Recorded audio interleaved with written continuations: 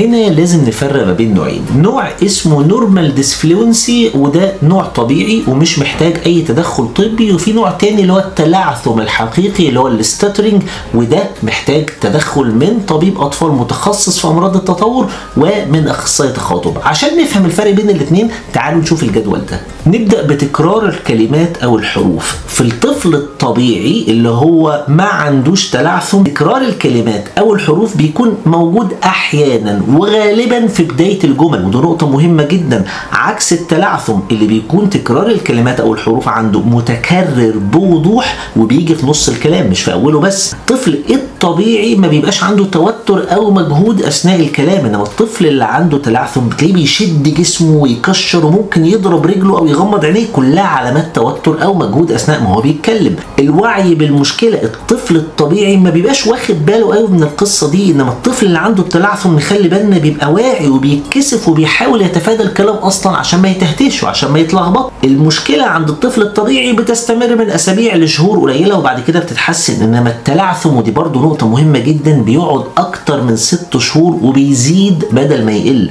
واخيرا رد فعل الطفل مهم جدا. الطفل الطبيعي اللي عنده نورمال ديسفلونسي بس ما هوش تلعثم مرضي بيكمل كلامه عادي بعد التهتهه، انما الطفل اللي عنده تلعثم مرضي هتلاقيه بيوقف الكلام، بيتوتر او بيرفض اصلا يتكلم.